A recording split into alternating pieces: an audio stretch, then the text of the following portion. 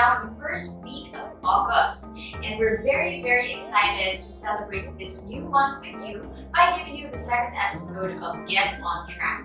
Get On Track is a segment that we have recently launched so that we can encourage nurses and healthcare professionals to proceed with their overseas license applications. I am Carla again, and right now, iba naman ang kasama ko. I'm with Jed Fran, a processing assistant from Tracker. Hi, Jed. Hi, Miss Carla, and hi, everyone. Okay, and right now we're going to talk about something that I'm sure you guys have already heard of, and it's none other than Dataflow. Okay, so Jed, just to make sure that everyone's on the same page, can you tell us more about what Dataflow is, or how does a Dataflow report looks like?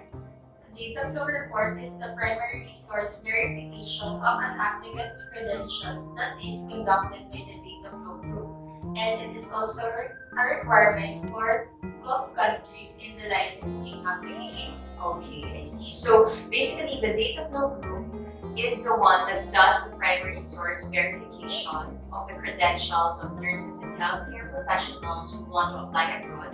And then the Dataflow report is the resulting document out of the verification that they have created. So Jed, you have mentioned that some Gulf countries require Dataflow among nurses and healthcare professionals. So which countries are we talking about here? Gulf countries like KSA, UAE, Qatar, and Oman requires the Dataflow report in order to prove the authenticity of the documents submitted by the applicants. Okay, so for example, Jed, I am a nurse or a healthcare professional, and my overseas employer has just required me to get a Dataflow report, no? So what would be the items that Dataflow will most likely require from me so that they can complete their verification? Actually, the required documents for Dataflow report depends on which country the applicant wish to apply. But most licensing authorities require the applicants to get their education, license, and employment credentials verified by Dataflow. Okay, so it really basically it depends on the licensing authorities of different countries, but probably majority of them require educational, employment, and local licensure credentials. So at least may conflict similarities. So we have been talking about primary source verification since a while ago, Jen. No?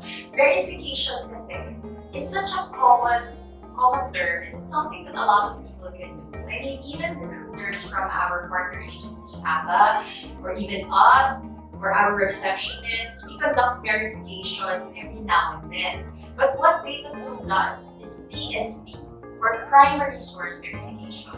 So can you tell us more about this kind of verification that Dataflow conducts? Usually, Dataflow requires the applicants to submit all the documents that they want to get verified, and then those documents needs to be uploaded to their website.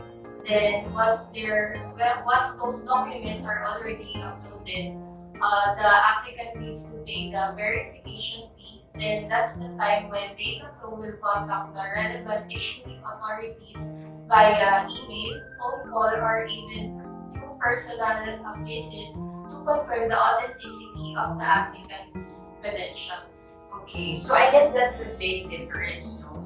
When we're talking about primary source verification, Dataflow goes talaga to the primary source, kaya nga PSV, no? So instead of just reading the document and checking its consistency with your other documents like your resume, what they do is they will contact whoever issued that credential to you.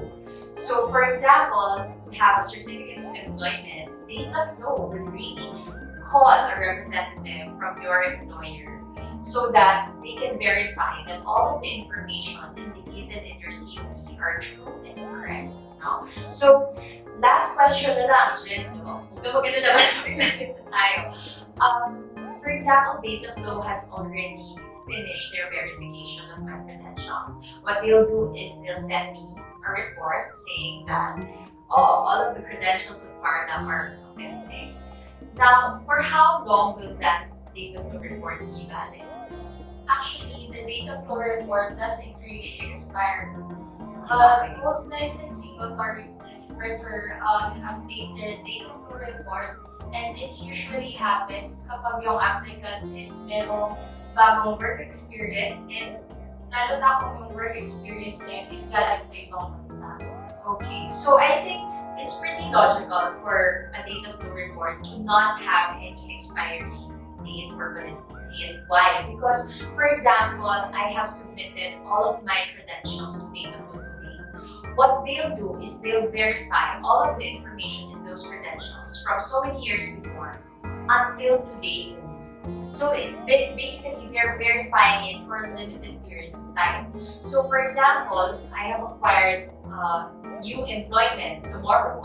Hindi na nila talaga mag-verify. Hindi na talaga nila verify yun. Kasi ang basis lang nila so many years before until today lang. So since they have only verified my credentials for a limited period of time, the report can hold true until forever, di ba? Kasi until this date lang naman talaga. So there's no need for them to dictate an expiry or validity date to their reports, no?